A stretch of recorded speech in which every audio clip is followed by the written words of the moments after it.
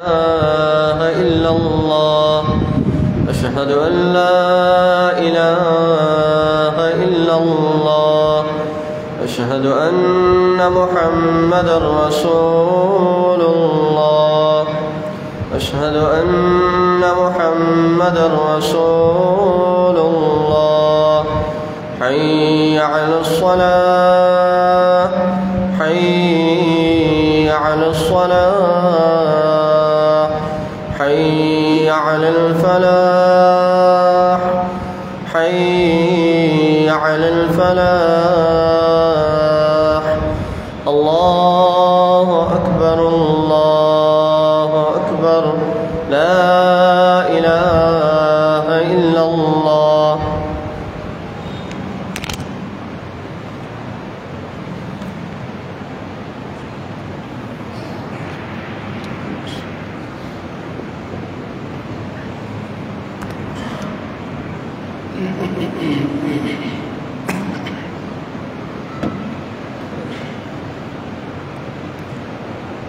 إن الحمد لله نحمده ونستعينه ونستغفره ونعوذ بالله من شرور أنفسنا ومن سيئات أعمالنا من يهده الله فلا مضل له ومن يضلل فلا هادي له وأشهد أن لا إله إلا الله وحده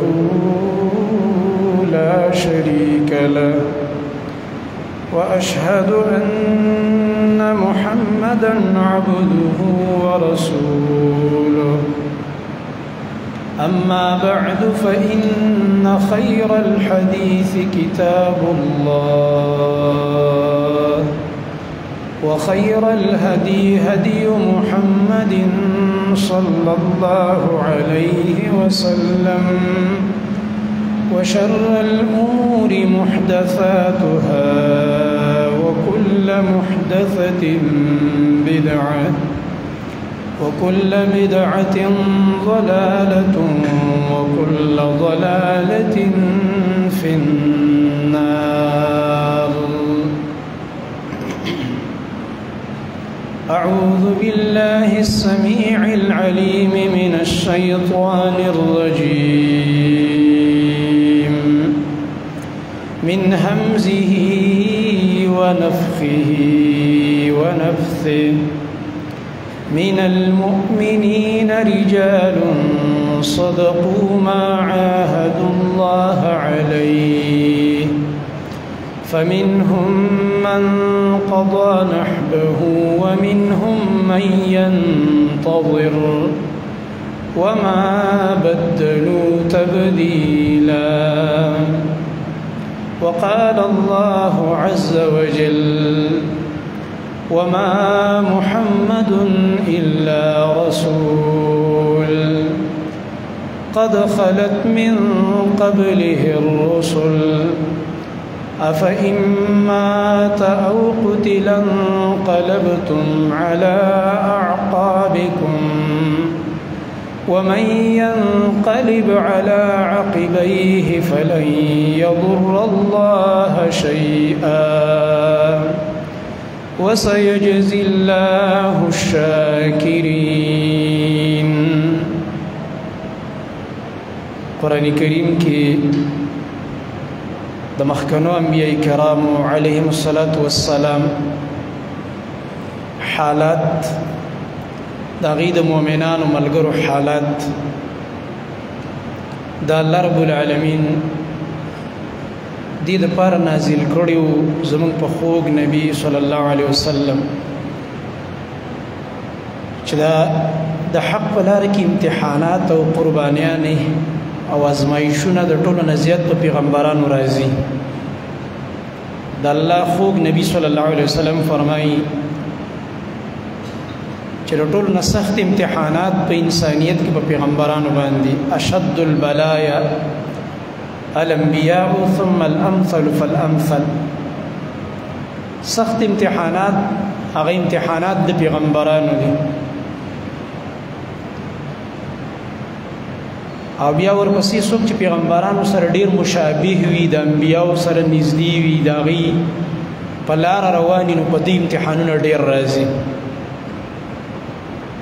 په محمد رسول الله صلی الله علیه وسلم باندې ټول نه زیات امتحانات.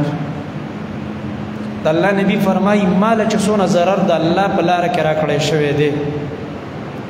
او زه څومره کړولی شوی ما دومره تکلیف بل هیچاله نه دی ورکړی شوی. چې خپل قوم پې ګزارونه وکړه، د الله په خوږ نبی صلی الله علیه وسلم خپل تره پې ګزارونه وکړه، او د الله د نبی صلی الله علیه وسلم د سر مبارک ویني په ټول بدن مبارک وبهېدلې، او لاندې چې کومې پڼې مبارکې په خپو کړې وي هغه وینو نه ډکې شوې. په احد کې په خپل قوم ګزارونه وکړه په خوږ نبی صلی الله علیه وسلم، ځکه د مکې خلک خپل خلک د مکې نه راغو په مدینه حمله وکړه. هغه نبی چې هجرت یې وکړ هلته هم نه پرېښول، دا مشرکانو پسې هلته لاړه، او هلته د نبی صلی الله علیه وسلم د احد په میدان کې د شهید کولو دپاره پوره پلانینګ کړی چې دا به ترې ختموو. مقصد یې دا و چې دا نبی ختم شي نو دا دین به ختم شي، دا مسلمانان به ختم شي، د اسلام د نوم اخستو والا به بیا نه ختم بشي. دا د کافرو همیشه یو غلط او لړن او قمقل سوچ، ځکه د هغې عقیده ټوله د دنیا په دې اسبابو چې به دا یو سړی دی لکه چې دا ټول دین ده راټینګ کړی دی، که دی نه وي نو بیا به دا دین ختم شي. نه، د الله د نبي په وفات چې دین ختم نشه، د یو عالم په شهید کولو یا د هغه په خپل مرګ وفات باندې دین نه ختمېږي. دا عقیده ده، دا به جاري قیامته پورې. الله رب العالمین به نور پیدا کوي، نور به پیدا کوي، خو دې قوم ته به الله داسې خلک ودرهي چې دا قوم به د الله په دین پوهه کوي، چې سبا دا قوم دا ونه وایي چې یا الله موږ ته خو چا مسله نه بیانه کړې. هغه خوږ نبي صلی الله علیه وسلم باندې د احد په میدان کې مشرکانو ګزارونه وکړه، سر مبارک یې ورله زخمی کړلو، عبدالله ابن قمیه پې ګزار وکړلو مشرک، او د نبی کریم صلی الله علیه وسلم ټول مخ مبارک د وینو نه ککړ شو. هغه کومه چهره چې الله رب العالمین ته ټول نه زیاته محبوبه وه په ټول جهان کې، په کائناتو کې الله نه دغه شان مخکې پیدا کړی دی، او نه به دغه چهره د رسول الله صلی الله علیه وسلم نه بعد بل چاله وروسته ورکړي. الله رب العالمین ته ټولو نه محبوب انسان دغه و چې صحابه کرام فرمایي د الله د نبی صلی الله علیه وسلم په دې مخ مبارک کې داسې یو عجیبه اثر و، یو عجیبه کشش و، رعب هم پکې و چې چا به ورته مخامخ نشو کتلی چې په دې سترګو مبارکو کې ورته سترګې ور واچوي، چې څنګه به چاته داسې وکتل نو انسان به خامخا سترګې ورته مخې ته ښکته کولی. دومره په دې چهره مبارکه کې رعب پروت. دا رعب چې دا د تقوا او د ایمان رعب، دا هغه د الله هغه مینې چې کومه په زړه کې وه، دا د هغې هغه اثرات وو چې په دې مخ مبارک کې ځلېدل او ښکاره کېدل. په دغه مخ مبارک باندې د الله دپاره وینې روانې وې، او د الله د نبي د خولې مبارکې نه د الفاظ راووتل. هغه قوم به څنګه کامیاب شي چې په خپل نبي باندې وینې راماتې کړې او مخې ورله په وینو ککړ چې زه دا خلک د الله رب العالمین بندګۍ ته رابلم، زه جنت ته راغواړم، زه د اور نه بچ کوم، او ماله په مقابل کې دوی دا سزا راکوي چې زما مخې په وینو باندې ککړ کړلو. داسې د رسول الله صلی الله علیه وسلم دا ټول تاریخ چې ګوري سیرت، الحمدلله تاسو به ډېرو ملګرو اورېدلی، ټول امتحان او امتحان او امتحان دی. په همدغه احد کې چې کله په رسول الله صلی الله علیه وسلم باندې دا هجوم راډېر شولو، د مشرکانو ګڼه جوړه شوه په رسول الله صلی الله علیه وسلم، او ګزارونه یې پرې وکړل. نو په دې ډېره ګڼه کې صحابه کرام هم شهیدان شو او یا کسان، او رسول الله صلی الله علیه وسلم زخمی شو. صحابه کرامو د الله نبی واخست داسې یو د احد دې غر طرف ته یو طرف ته بوتللو او په یو پناه ځای کې کېنولو چې په دغه وخت کې دا جنګ بالکل سوړ شولو، ختم شو، او الله رب العالمین د مشرکانو په زړه کې واچول چې بس واپس کیږي کني صحابه خو شهیدان شو چې کوم پاتې ټول زخمیانو بس الله رب العالمین چې کوم تدبیر کوي هغه خو بل شي نه نو په دې کې ابو سفیان اوازونه وکړه دا په دغه وخت کې د مشرکانو مشر دی د دې جنگ امیر دی او کمانډر دی ابو سفیان چې بیا په مکه په فتح کې بیا ایمان راوړ رضی الله عنه ته جوړ شو ناغه आवाज وکړو خیال دا و چې هغه رسول الله صلی الله علیه وسلم کې وفات شو او دینه مخکم په دې میدان کې یو شیطانی چغه شوله او یو د مشرکانو आवाज وکړو پروپاګاندا خورا کړله چې موږ محمد رسول الله صلی الله علیه وسلم شهید کړو صحابه کرام بازي ډیر بے حوصله شو بالکل همت دغه شو لکه اعصاب کار پرې خو نو روان شو دی مدینه طرف ته د الله نبی ورته وازونم کول چې الی عباد الله د الله بندگانو دلته ما زجوندې ما او بعضی صحابه دومره جذباتو کې راغی چې بالکل په ځان نه پویدل د ډیر هغه انتهایی جذباتو د وجه نشد الله نبی په دنیا کې پاتې نشو نو زموږ ژوند ته ساجت د مشرکان په دې صفونه ورمنډه کړلې او په کې دنه ورنه واته سچ مشرکان د لاس ولګي دا غولګي د دې په کې شهیدان شو ځکه په احد کې چې ده ک اویا صحابه شهیدان شوی نو بل طرف ته صحابه وو دیرش کسان مشرکان مردار کړی دینه مخ کې یو کال مخ کې په بدر کې اویا مشرکان مردار کړی نو دینه بعد چې کله دا صانحه مخې ته راغی او بیا رسول الله صلی الله علیه وسلم یو طرف ته ابو سفیان आवाज چې آیا پتا سو کې محمد شته صلی الله علیه وسلم رسول الله صلی الله علیه وسلم فرمایل ملګرو ته جواب مو ورکوي ځکه دوی په پنازه کې ناس په غر کې مې دې خبرې جواب ته ضرورت نشته مو ورکوي جواب ابو سفیان بیا आवाज کو حدیث د بخاری کتاب المغازی کې امام بخاری رحمت الله علیه دا حدیث راوړی آیا پتا سو کې ابو بکر شته ځکه مشرکانو ته پته وا چې د الله د نبی نه بعد په دې امت کې اوچت انسان څوک دی ابو بکر چې دا د نبی صلی الله علیه وسلم دا اولنۍ ورځ نه ملګری دی او هغه انسان دی چې د عظیم هغه لوی هجرت په موقع د انتخاب کړو د ملګرتیا او دی خو بالکل خلاص دی نو ځکه دویم ته پوس داغه وکړه بیا رسول الله صلی الله علیه وسلم فرمایل خاموش شي جواب مو ورکوي دینه بعد आवाज یې وکړو آیا پتا سو کې عمر شته مطلب دا و چې دا مشران د نلال ختم کړي دي کنه ژوند دي پاتې دي رسول الله صلی الله علیه وسلم فرمایل مو ورکوي جواب اخینا بعد ابو سفیان د خوشالۍ نه یو ناره واله مقصد دا و چې دا من ختم کړ د الله نبی ختم شو ابو بکر هم ختم دی عمر هم نشته حالانکه درې ونه ژوند دیو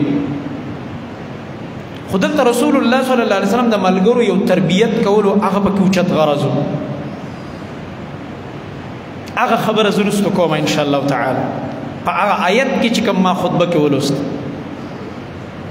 د الله نبی منې کړه مور کو جواب خو ابو سفیان کله دا چې غواله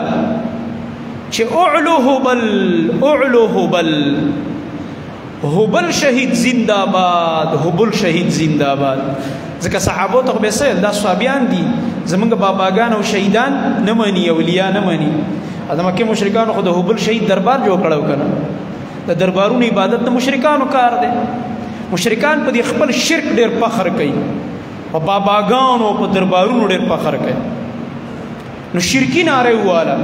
چې زمونږ بابا خو مونږ باندې دا جنگ وګټلو هبل شهید بابا او د الله نبی ورله مون ختم کو ابو بکر ابلاله او عمر اوس د عام کسان چې کوم پاتې شو ملګری دا دونه سندي زوس چې دا غټ غټ کسان مولا ختم چون کې دلته دا ناره چې ابو سفیان والا دا د سناره وا حضور وای سناره وا د شرک ناره وا مخکې د شخصیت تاسو وس په عقیده اٹیک وشي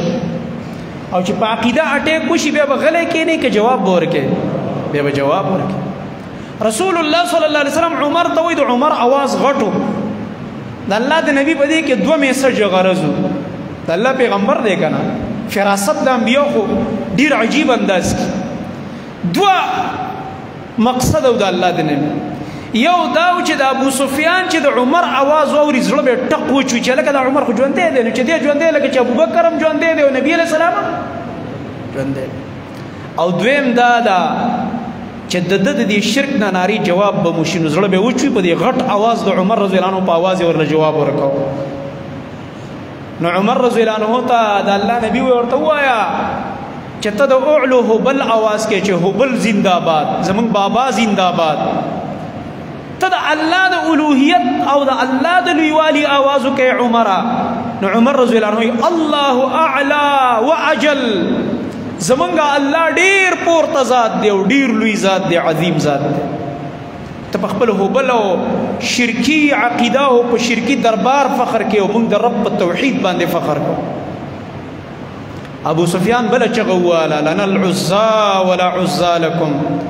زمونږه خو عزا ابیشته دی تاسو خدا بیگان او باباګان نه مانی وابیان یې زمونږه عزا ابیشته دی اب زمون مدد کوي او تاسو خو عزا نشته دی رسول الله صلی الله علیه وسلم عمر ته ورکور بیا جواب الله مولانا ولا مولا لكم الله زمون مولا او مددگار دی تاسو خو د الله نه مددونه نه غواړئ د غیر الله نه غواړئ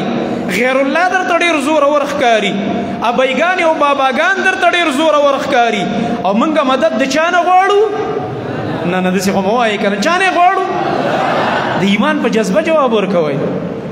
موږ د الله رب العالمین نه مددونه غواړو موږ د یا الله مدد چغې وهو موږ د غیر الله نه مددونه نه غواړو او بیا الله رب العالمین د سورة آل عمران آیتونه نازل هغه آیتونه خو ډیر دي خدا یو آیت پکې دا و چې کوم ما ولوست دې کې د صحابه کرام رضی الله عنهم یو تربیت او ذهن سازی او تر قیامت پورې زما او ستا او د راروانو ټولو مؤمنانو دپاره په دې کې یو ذهن سازی ده او یو تربیت دی چې ګوره دا دین د چا په ژوند پورې تړلی شوی نه دی د چا په شهادت او د چا په وفات باندې دا دین ختمیږي نه دا دین به باقی او برقرار او الله به دا قیمتي ملغلري دا خسته خسته بندگان دا مزیدار او دا ښکلي خلک دا چې نه به دي لیدلي او نه به ورسره میلاو شوی او نه به دي په قومي او نه به دي په نسبي چرته به دې ورله بیان اورېدلی او چرته به دې ورله نوم اورېدلی او ستا دې زړه کې ورسره دننه یوه مینه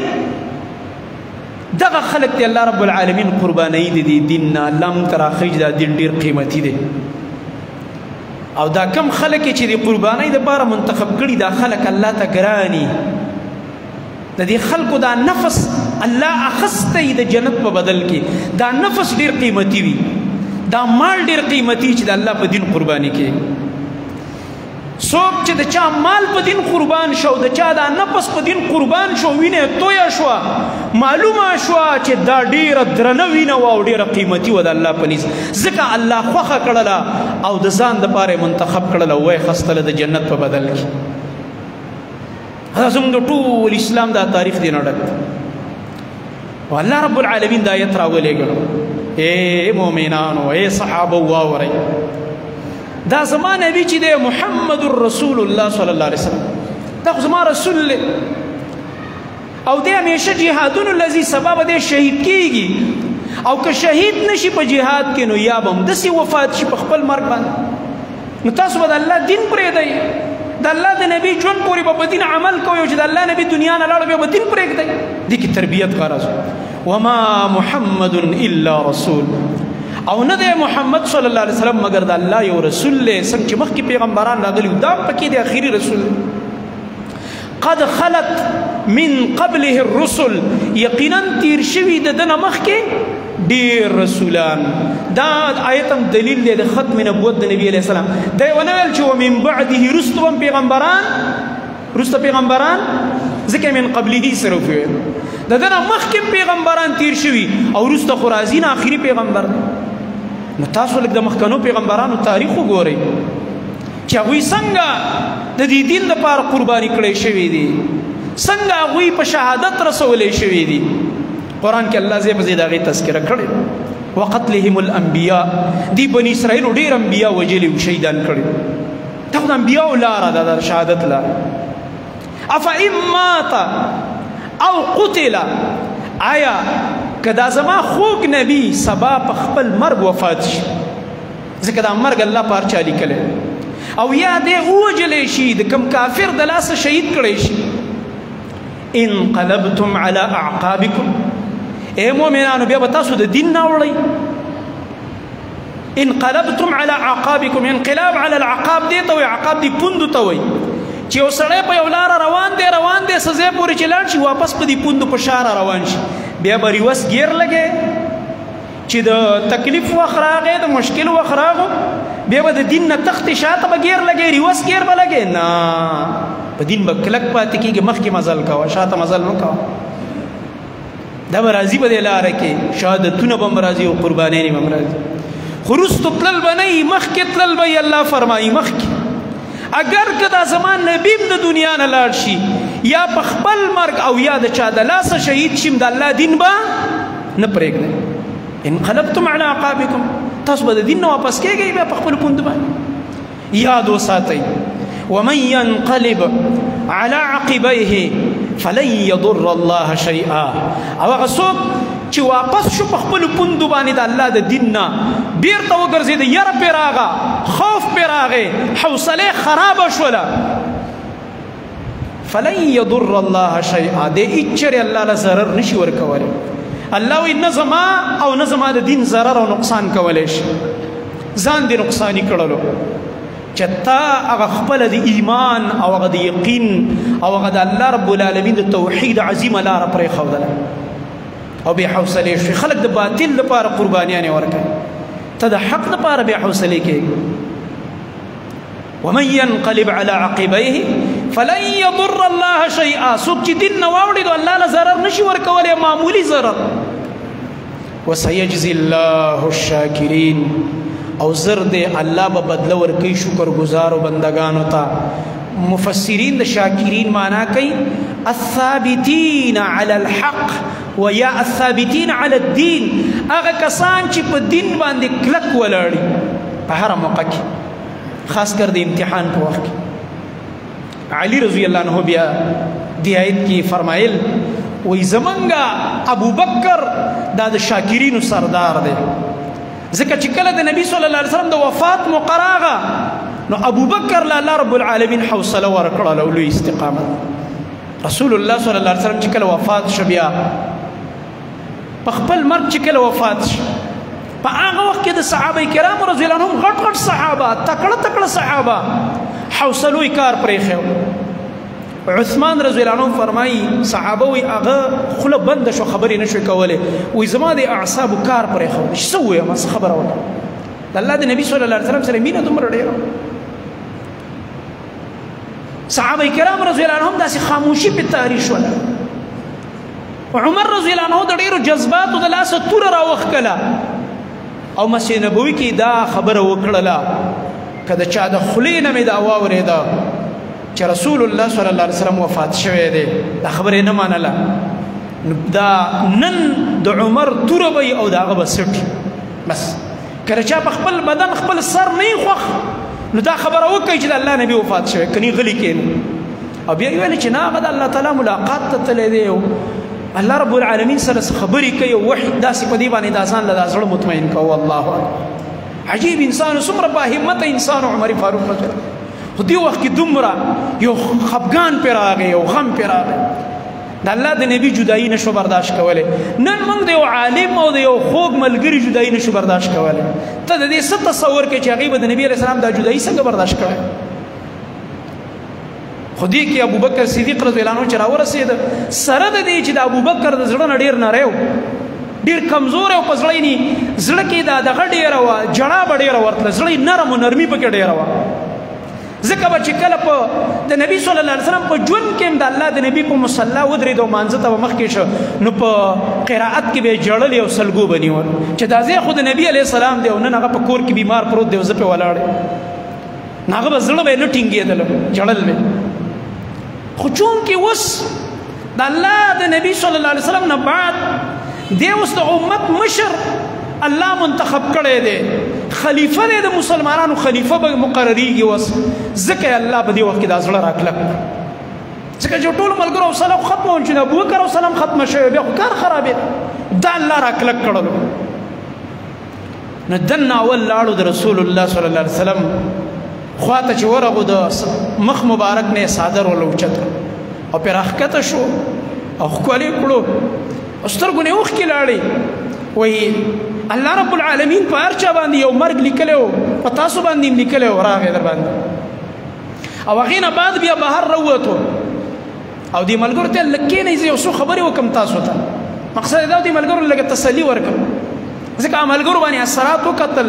د عمر رضی الله عنه جذبه او دا ټول ارسي لیدل دا منظر ملګری ټول کې ناست خاموشي شوله مسجد نبوي کې عمر رضی الله تعالی عنه نکې ناست حق شانت تورې لاس کې د ولاړ دی ول دې پرېګ دې ولاړ چې څنګه ابو بکر صدیق رضی الله عنه خطبه شروع کړله او د سورته ال عمران د آیت ولست وما محمد الا رسول تر اخره پورې عمر رضی الله تعالی عنه دا مضبوط بدن او دا مضبوط خپې دا طاقتور انسان د خپوی کار پرې خو د یخ پخ کې ناست او خلکو ته یو الله د الله په قران کې د آیت مشته د آیت خود بار ویلو خود ډیر خفګان د لاسه د ذهن نه د آیت وته نو چې د آیت واورید د ابوبکر صدیق رضی الله عنه د خلینا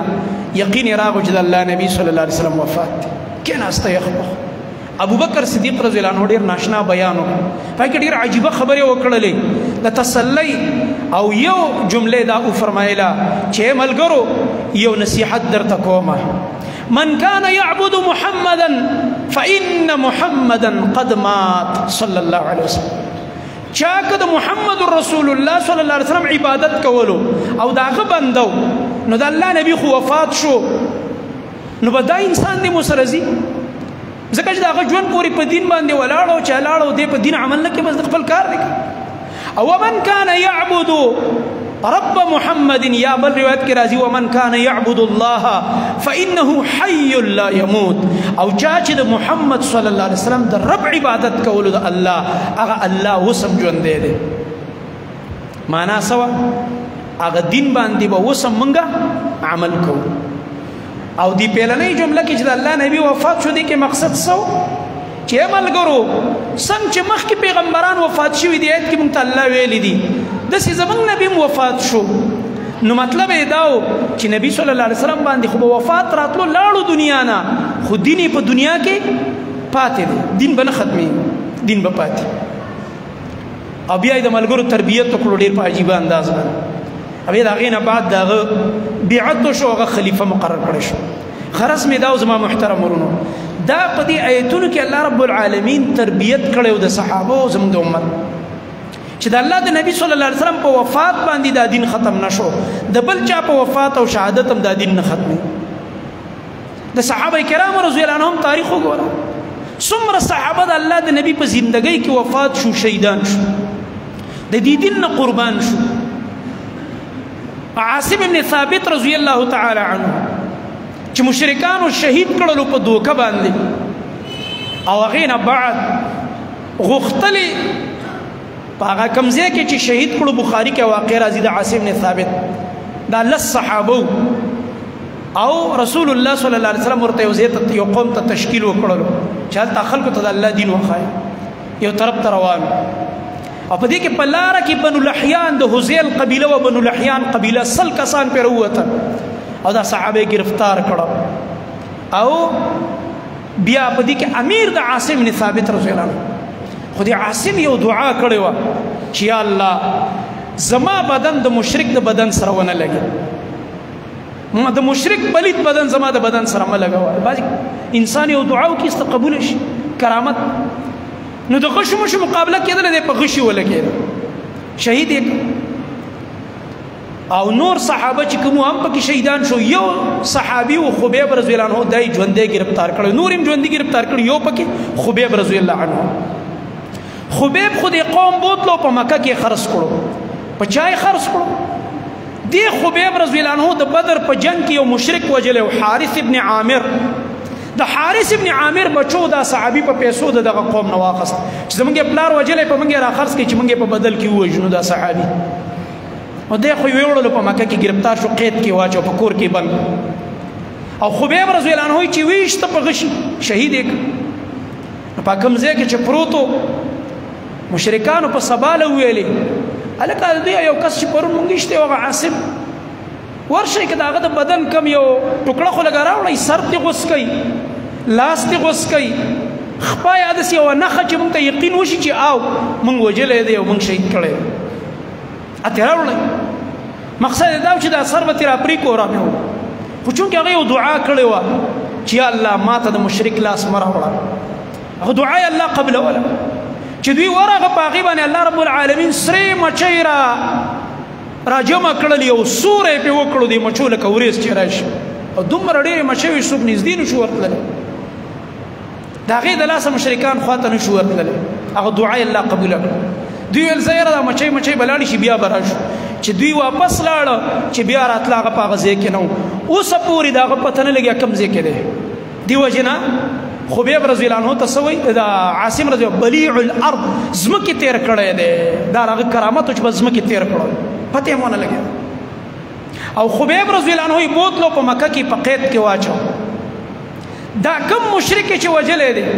د لور بیا وروسته ایمان راوړی دی او په بخاري کې واقع موجود ده او دا لوري په خپله قیصه کوي و چې کله دا زمونږ په کور کې گرفتار و دا خبیب رضی الله عنه مونږ په کوټه کې اچولی و په کور کې هم ګیر کړی و او زمونږ مشرانو فیصله کړې وه چې په مکه کې دننه نه وژنو دا حرم دی د مکې مشرکانو هم د حرم عزت کوو دا هغه وخت دی چې لا مکه د مشرکانو په قبضه کې دی او نبی علیه السلام مدینه کې دی او دینه مخکې د بدر جنگ شوی دی دا چې کله مونږ فیصله د مرګ وکړو دا به مونږ د حرم نه بار وباسو په یو میدان کې به یې وژنو په شریکه باندې وایي دی زمونږ په کور کې قید و عجیبه منظر وایي دا د حارث ابن عامر دا لور وایي د دې مشرک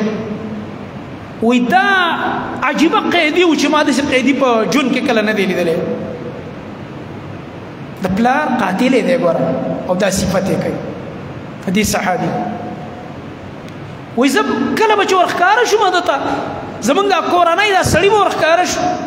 چې کتل به م د ده مخې ته به تازه تازه انګور غونچکونه پراته وو الله سره دی چې په مکه کې نه انګور و او نه د انګورو موسم و وی مونږ به دې کور کې ویل د انګور دله د کوم ځای نه راځي دا ورته الله رب العالمین ورکړه دا رزق الله ورکو ده او داسې حوصله کې چې ده ته ښه یقین و چې بله ورځ مې وژني دا خلک ګیر کړی یم او شهید کوي به خو د ده خبرې ګډې وډې نه شولې حوصلې خرابه نه شوه یو ورځ په کور کې سړي نه و وی دې ما ته آواز وکړو چې یاره یو خدمت مې دی دا ستاسو سړي ما هسې بله ورځ وژني که ته زما دا یو خدمت وکړې ما چې وایه وی دې دا زنانه وي ما ته ویل چې ته لږه کور کې د سره څه چاړه پاکي هغه ما له راوړه چې زه دا زیرناب کوم یخته دي د ځان صفایي وکړم چې الله له پاک ورشم هسې هم شهید کېږم وی ما چې صحیح ده زه به له راوړم وی زه چې د چاړې پسې تلم زما خیال نه شو د ده دا دروازه کولاوه شوه چې کومه کمره کې دا مونږ قید کړی او زما وړوکی بچی و هغه دې کمرې ته ورننوتدلی زما فکر نه چې کله زه لاړم واپس مې چاړه راوړله دله اوس چاړه ورکوم چې ګورم زما بچی په دې خپل پتون باندې په غېږ کې کېنولی دی الله دا چې بل څوک دی ماشوم سره به څه کولی ډالې ته جوړوو که نه ځان یې پرې خلاصوو که نه صحابه داسې کردار والا خلک نه وو ماشومان نه ډالونه نه جوړول زنانو نه ډالونه نه جوړول که نه دا زنانې هم وجلی شو دا ماشوم هم وجلی شو تکړه خلکو صحابه دا کار یې نه کوو سپک کارونه صحابو نه کوو نو په دې کې دا زنانه وایي زما بلکل دا رنګ والوتو ګبراو شوم چې دا سړی خو مونږ وژنو دشمن دی او دا زما ماشوم ونه وژني او چاړه غواړي لګیا دی نو ده ما ته وخندلې چې ستا څه فکر دی چې زه به ماشومان قتلو موږ له د الله نبي دا تربیت راکړه زمونږ لاسونه به په ماشومانو او بې ګناو زنانه اوچتېږي مه یارېږه داسې بچي زمونږ هم په کورونو کې دي موږ په ماشومانو خفه کېږو وی عجیبه انسان و چې زما ماشوم سره یې مینه وکړله لکه د خپل بچي په شان او بیرته یې راله روغ راپرېښودو هېڅ یې ورته ونه ویل دې صحابي او چې کله بیا د مکې د حرم د حدود نه بار وخت کولو په کوم ورځ شهید کوو یو دعا یې وکړله او دا دعا عاصم هم کړی و هغه امیر یا الله زمونږ حالات نبی علیه السلام ته په وحي سره ورسوه نبی علیه السلام بیا هلته خبر شو ملګرو ته یې حالات وویل چې زما ملګرو تکلیف راغو خبیب رضی الله عنه چې کله یو ونه پورې وتړلو اوس دوی ورته دا غشي مشي تیار کړه په لیندو کې او اوس یې شهید کوي لګیا خو د دې تړلو نه مخکې دی یو درخواست ویل داسې کار دی ټوله مکه سیل ته راغونډه میدان ډک دی و یاره یو درخواست کو که ستاسو اجازت دی وی وایه وی ما ته د 2 رکعاته مونځ اجازت راکړئ 2 رکعاته نفل کوم خبیب رضی الله عنه یو اولنی هغه انسان دی چې د شهادت نه مخکې 2 رکعاتې کړي دي او نبی علیه السلام د دې مسلې رد نه دی کړی دا سنت شو که چاته پته ولګي چې زما شهادت نږدې دی نو دی د 2 رکعاته وکړي که موقع 2 رکعاته وکړه خبیب رضی الله عنه په 2 رکعاتو ودرېدو دا ټوله مکه ورته ګوري دا منظر ګوري وایي دا 2 رکعاته د لږ زر زر وکړه چې سلام یې وګرځو د مکې مشرکانو ته وایي مونږ داسې مونځ نه کوو زر زر مونږ ډېر اوږده رکوع اوږدې سجدې کوو اوږد قرائت کوو خو که ما دا مونځ اوږد کړی وی هسې نه چې تاسو بیا دا ویلي وی چې دا مسلمانان دومره بې غیرت یې ګوره د مرګ نه ویرېدې اوږده اوږده مونځونه یې شروع کړه نو ما ځکه مونځ اوږد نه کوه بس الله ته مې اخري 2 رکعاته کول رب ته مې سجده کوله چې په دې حالت کې الله له ورشه او هغې نه بعد بیا چې کله د باندې ګزارونه شروع کول د یو څو شعرونه ویلې ولست أبالي حين أقتل مسلما على أي شق كان لله مصرعي وذلك في ذات الإله وإن يشاء يبارك على أوصال شلو ممزعي ولست أبالي حين أقتل مسلما اے خلق واورئ زما هیڅ پروا نشته دی چې کله زه په حالت د اسلام کې وجلی کېږم په اسلام قربانېږم هیڅ پروا مې نشته خفه نه یم غمجن نه او واورئ چې کله تاسو ما ولئ نو بیا به زه په یو طرف ګوره پرېوځم ځکه چې انسان نه کله روح وځي نو یا په ښي اړخ یا په ګس اړخ یا مخې ته پرېوځي که نو وایي علی ای شق کان لله مسرعي که بیا زما نه روح ووتو په هر طرف پرېوتم دا زما پرېوتل به ګوره د الله دپاره وي بیا وی وذلك في ذات الاله وان يشاء دا قربانی می د اله د ذات د پاره دا غد پاره دا قربانی نن ورکوم د چا پوله پټه مې نه دیواله د چا پکور کندر نه مروړېدلې د چا سره مې بل ذاتی خبره نشته مسله د اسلام د توحید د بس پدی باندې زمون خبرې او هغه الله چې کله وغواړي چې تاسو ما ټوټې ټوټې م کوي په دې غشو به مې ولئ په تورو به مې وهئ اغا الله تعالی یبارک علی اوصال شلو ممزعی اغا زما اغا کټ شوي اندامونه اغا زما ټوټې ټوټې وجود چې تاسو ما ټوټې ټوټې کوي قیمه مې کوي دا یو ذره به الله د قیامت په ورځ را یوځای کي او ما به روح خپلې مخې ته ودرئ دغه الله دپاره د خیر د زه ټوټې ټوټې شه دا زما محترم ورنو بیا دې نه بعد شهید کړو دا زمونږ د اسلام هغه د قربانو تاریخ دی زما محترم هغه جعفر رضی الله عنه چې د نبی علیه السلام د تره زوی و ډېر خوږ او جنګ موته کې شریک و اول زید رضی الله عنه امیر و هغه شهید شو د جعفر نمبر شو بیا جنډه د واخیستله ځکه نبی علیه السلام د هغې نه بعد ویلي بیا به ستاسو امیر جعفر او چې جعفر شهید شو بیا به امیر عبدالله بن رواحی او چې عبدالله بن رواحه شهید شو بیا خپل امیر په خپله مقرر کړي د درې واړو نومونه یې چې څنګه اخیستي و د الله نبي په همدې ترتیب شهیدان شو چې کله زید رضی الله عنه شهید شو جعفر جنډه واخیستله مشرکان راغه دا یو لاس یې وله کټ کړه بیا وله دا بل لاس کټ کړه بیا اخره کې چې والو شهید کوئ جنډه بل مسلمان ونیوله چې دی کله شهید شو رسول الله صلی الله علیه وسلم په مسجد نبوي کې ناست دی او په وحي سره ورته الله رب العالمین وحي به وکړله او اطلاع یې ورکړه چې هغه درې واړه ملګري دي قرباني شو چاته چې د زوی ویلی او زید هغه هم لاړو شهید شو خوږ د تره زوی دې هم لاړو شهید شو او بل طرف ته د رسول الله صلی الله علیه وسلم خوږ ملګری عبدالله بن رواحه چې د نبی علیه السلام په مینه کې به شعرونه ویل هغه هم شهید شو عایشه رضی الله عنها فرمایي دا د نبی علیه السلام حجره وه او دا جومات وایي ما د دروازې په دې سوري کې نبی علیه السلام ته کتل چې د خپلو ملګرو ته د دې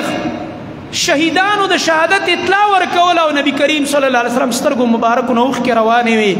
او ملګرو ته ویلې ملګرو زید شهید شو جنډه زما تر زوی جعفر واخستله جعفر هم شهید کړلو بیا جنډه عبد الله بن رواحه واخستله هغه هم شهید کړلو او هغه نه بعد مسلمانانو دا جنډه خالد لور کړه د الله د توري نه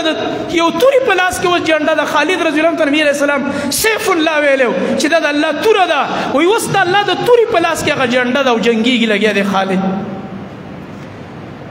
رسول الله صلی الله علیه وسلم د خپل د ترزوی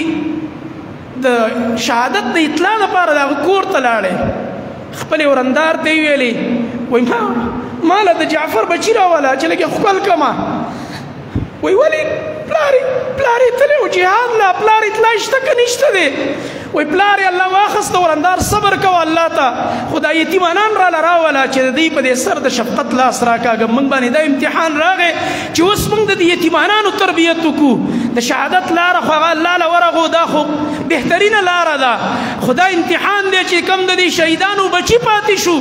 دا واړه یتیمانان چې موږ د دې صحیح تربیت وکړو او دا چرته بیا اثري ځان محسوس نکړي او زما محترمونو دا زموږ د اسلام تاریخ دی سره روان زموږ عمر رضی الله عنه سر په مانځه په جمع کې ولاړو ابو لولو فیروز ایرانی مجوسی راغی شهید کړ عثمان رضی الله عنه په خپل کور کې باغیانو قید کړلو ګیره ته واچول او مسجد نبوي ته نه پرې خودو او په خپل کور کې شهید کړلو د قران تلاوت تناستو د الله کتاب لوستو او د الله رب العالمین په کتاب باندې د عثمان رضی الله تعالی عنه ویني وسسیدل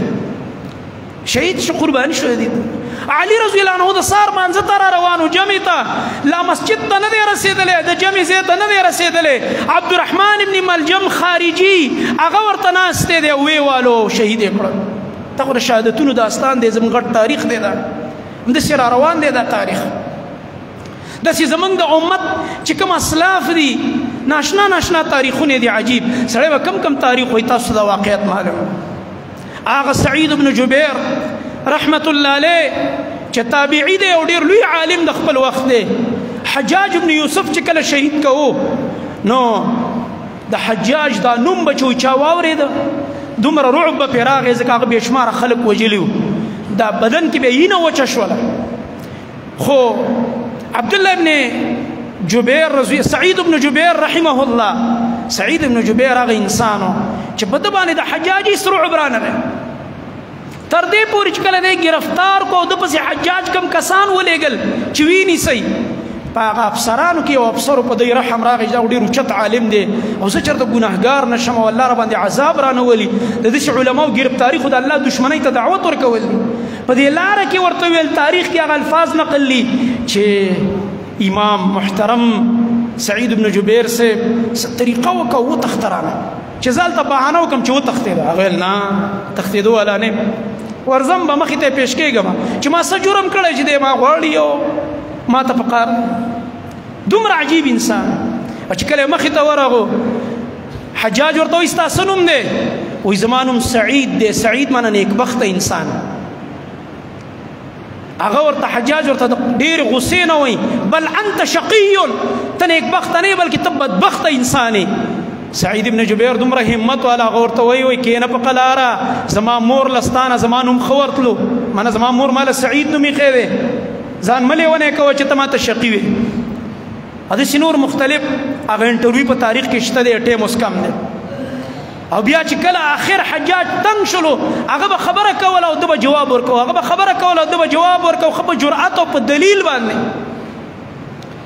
آخره کې حجاج وایي هغه د پانسۍ دغه راوړی هغه د حلالولو هغه نتع ورته وایي نتع دا د څرمنې او د غۍ دا داسې دسترخوان شانتی چټایي په دې کې به خلک وجل او بیا به ولا لاش راټول کو چتول به چې دا یې نه په ځمکه باندې دغه نشي ځمکه ډېره ګنده نشي دا به ورته وغوړوله شکله دی وهلو په توره باندې نو د ده په باره کې راځي ویلې وایي دم خپل مخ قبلې ته کړو بعضې روایتو کې راځي چې د مخ له راواړوي دی بل طرف ته کوي ده ویلې لله المشرق والمغرب مغرب هم د الله دی او مشرق هم د الله دی دا طرف هم د الله دی دا هغه له غصه ورغله ویل دا سر دې ځمکې تخکته کوي هغه ویل دا ځمکه د دې ځمکې باره کې خو الله ویلي دي منها خلقناکم وفيها نعيدكم ومنها نخرجكم تارة اخرى عالمو کنه قرآن مفسرو د ابن عباس شاګردو هغه به خبره کوله او د به آیت ویل وی دا ځمکه دې ځمکې باره کې خو الله ویلي دي د دې نه مې پیدا کړی یی او دې له به بیرته ورځئ او قیامت پر ورځ به بیرته راوچتېږئ حجاج له غوسه ورغه ویل سړی ختم کوي بس توره پرې راخطا کړ او دې نه مخکې دی یو دعا وکړه یا الله د حجاج خو ډېر خلک ډېر بې ګناه مسلمانان یې ووجل یا الله زمانه بعدې په هېچ چا مه مسلط کوه دا دعا یو عالم او یو صحابي الله نه وکړه ده وکړله الله قبوله کړه الله د الله د اولیاو دعاګانې الله قبلوي یا الله زمانه بعدې په هېچ چا مسلط نه کړي د انسان ډېره وینه تویه کړه دا زما وینه د اخري وینه چې کله شهید کو د دې وینه نه ودرېدله حجاج باندې غبرهټ راغی دی وینې ته چې ګوري دا دومره وینه روانه ده ودرېږي نه طبیب یې راوغوښتو خپل چې کوم خاص ماهر ډاکټر و د هغه وخت هغه ته وایي راشه راغی وایي څه چل دی دا وګوره دی سړي دا وینه ولې نه ودرېږي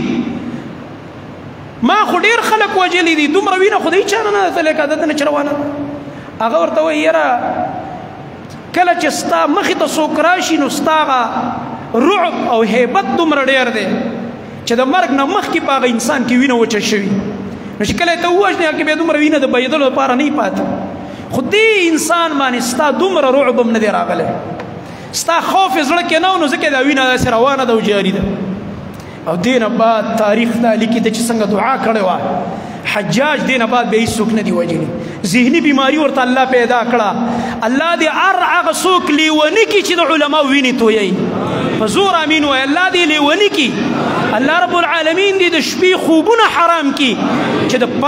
پاکو علماو وینې تویوي هغه علما چې د هغوی مخې ته د الله کتاب پروت دی او دې قوم ته په مینه باندې بیانوي بغیر د لالچ د شیخ سردار ولی رحمه الله څه ګناه وه شیخ سردار ولی رحمت الله علیه دا جرم و چې هغه د الله کتاب بیانو قرآن یې بیانو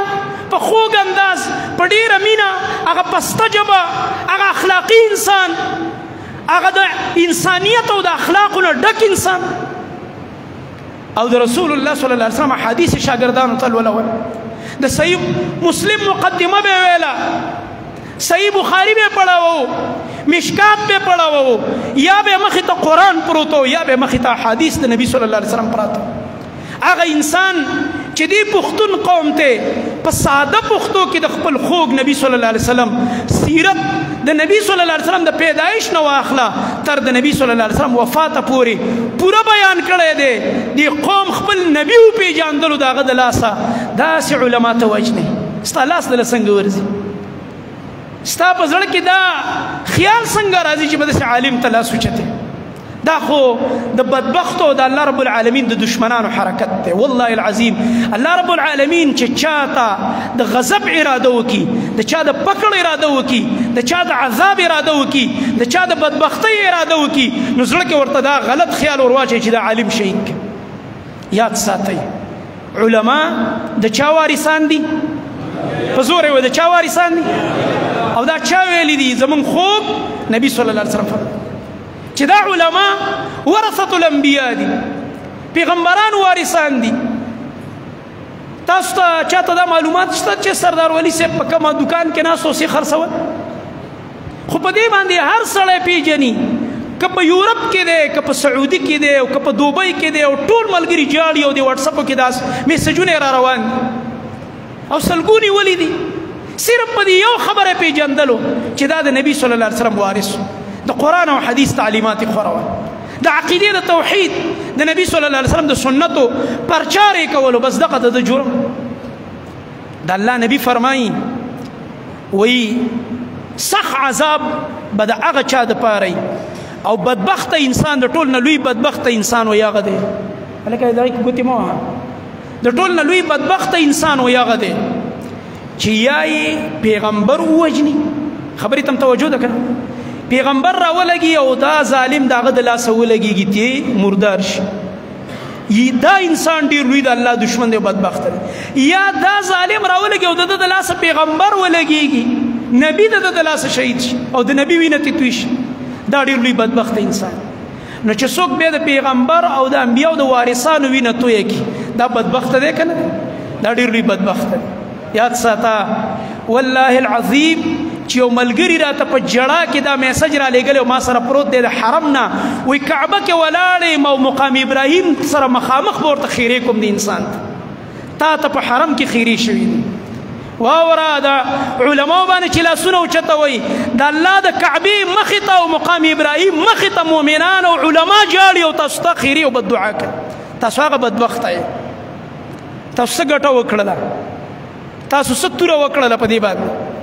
خو موږ دا وایو دا خو د سعادت لاره وه. شیخ رحمه الله هغه خو کامیاب شو، هغه خو وګټله، هغه خو لاړلو اوچتو مرتبو ته ورسېده. هغه انسان تاسو ته به ډېرو کسانو ته پته نه خو کم ملګري که دي مجلس کې ناست دي علما یا طلبا هغوی ته پته ده د دې علماو دا خوب ډېر کمي.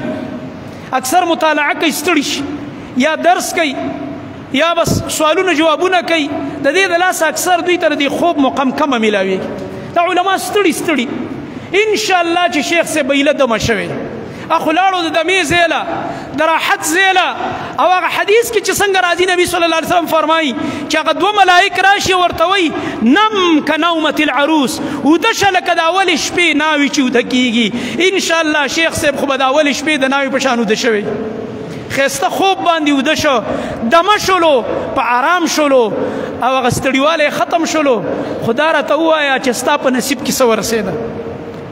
ستا دا لاس چې په شیخ اوچت شه تا ته څه ورسېده سوا د بدبختۍ نه سوا د دې امت د دردولو نه.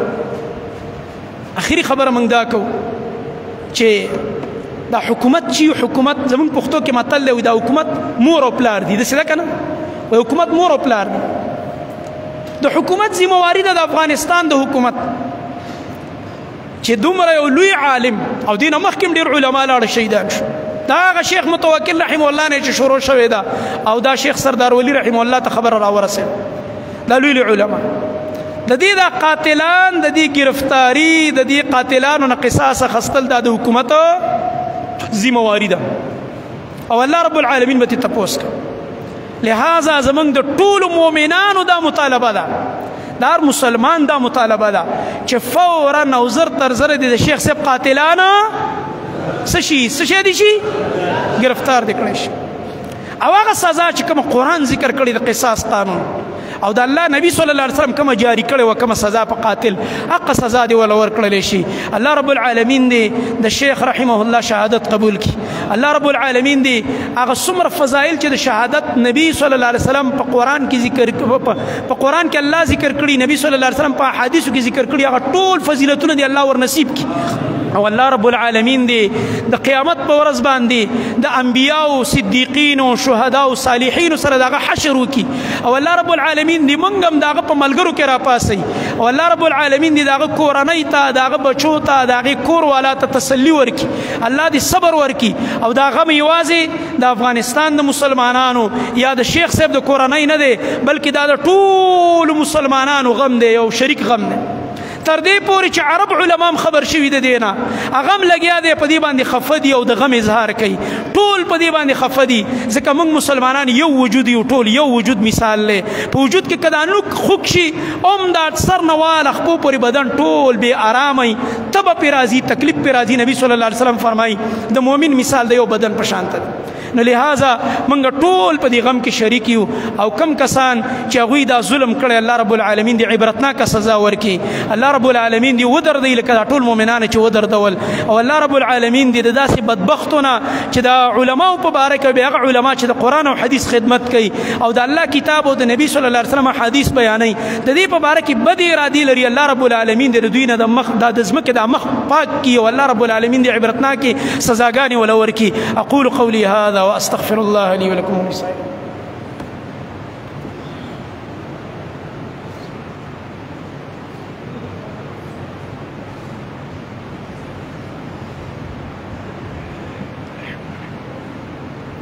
إن الحمد لله نحمده ونستعينه ونستغفره ونعوذ بالله من شرور أنفسنا ومن سيئات أعمالنا من يهده الله فلا مضل له ومن يضلل فلا هادي له وأشهد أن لا إله إلا الله وحده لا شريك له وأشهد أن محمدا عبده ورسوله صلى الله تعالى عليه وعلى آله وصحبه أجمعين. أما بعد فأعوذ بالله السميع العليم من الشيطان الرجيم من همزه ونفخه ونفثه. بسم الله الرحمن الرحيم. من المؤمنين رجال صدقوا ما عاهدوا الله عليه فمنهم من قضى نحبه ومنهم من ينتظر وما بدلوا تبديلا. د یو ملګري دا چټ را لېږلی دی، وایي قاري ثناء الله صاحب د کاکشالو هغه بیمار دی، دعا ورله وغواړئ چې الله شفا ورکړي. الله رب العالمین قاري صاحب ته هم شفا ورکړي او الله رب العالمین ټولو مؤمنانو ته چې څومره بیماران دي، نارینه دي، زنانه دي، ماشومان دي، مشران دي، ټولو ته دی الله رب العالمین شفای کامله ورکړي. الله رب العالمین دی ټول امت مسلمه په حال باندې رحم وکړي. الله رب العالمین دی د مسلمانانو په ټول ملکونو کې امن او امان قایم کړي. الله رب العالمین دی د حکمرانانو کې غیرت واچي چې د الله قانون په دې ځمکه باندې نافذ کړي. د قرآن او سنت قانون، د عدل قانون، د قصاص قانون، کوم چې د اسلام قوانین دي دا نافذ شي. که د اسلام قوانین نافذ وي هیڅوک به ظلم نشي کولی. که دا څومره ظلمونه چې کېږي د دې اصل وجه دا چې په ځمکه باندې د الله رب العالمین قانون نه. الله رب العالمین دې زمونږ په ژوند کې مونږ ته د الله رب العالمین دا پاک قانون او پاک نظام راوښي او الله سبحانه وتعالی دې د هر قسم فتنو نه زموږ حفاظت وکړي. که هغه فتنې ښکاره دي او که پټې دي، که هغه فتنو باندې مونږ پوهېږو که پرې نه پوهېږو، الله رب العالمین دې ته زموږ ستاسو حفاظت وکړي. صفونه برابر کړي، مشران له مخکې صفونو کې ځای ورکړي.